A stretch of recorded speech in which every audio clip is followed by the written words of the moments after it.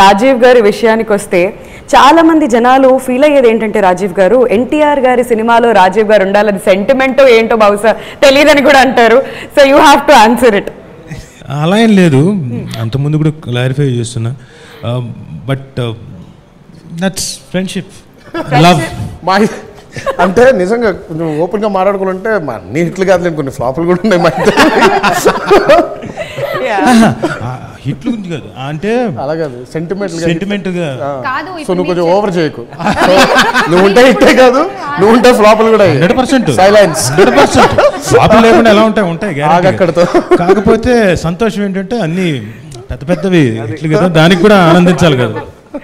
కొన్ని షాట్లు మేము చేసినప్పుడు సంగతుల తర్వాత చెప్తా. అయితే షూటింగ్ లో జరిగింది మైక్ లాక్కుండా తన దగ్గర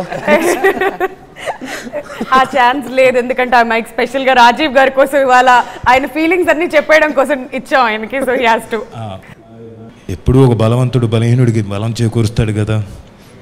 ఎప్పుడు స్టూడెంట్ నెంబర్ 1 నుంచి అదే స్టూడెంట్ నెంబర్ 1 నుంచి ఆ బలం ఉంది.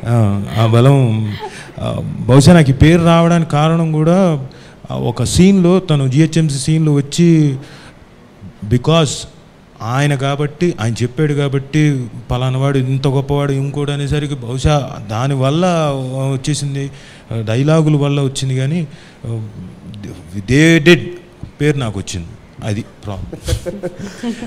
డైలాగుల కన్నా ఒక సీన్ ఎమోషనల్ సీక్వెన్స్ చాలా బాగా వచ్చి ఆవిడతోటి ఇదే దీంట్లో చేసే, బహుశా ఇక్కడే నించుని ఉంటాడు, ఇక్కడను ఆవిడ సమంత అక్కడ నించుంటే బ్యూటిఫుల్ పర్ఫార్మెన్స్, వేరే ఈ హ్యాట్స్ ఆఫ్ చెప్పడానికి. అలాగే నిత్యామేనన్ గారితో ఎప్పుడు వర్క్ చేయలేదు, సినిమా సీక్వెన్స్ చూశాను, కామెడీ చాలా బాగా పండింది. ఆ సీక్వెన్స్ వెళ్ళిన తర్వాత వీళ్ళిద్దరు టైమింగ్ మామూలు కాదు సార్, విపరీతంగా నవ్వుతున్నారు. ఒక్కొక్క డైలాగ్కి నేనున్నానని రవి అంటున్నాడు అంటే నవ్వుతున్నారు.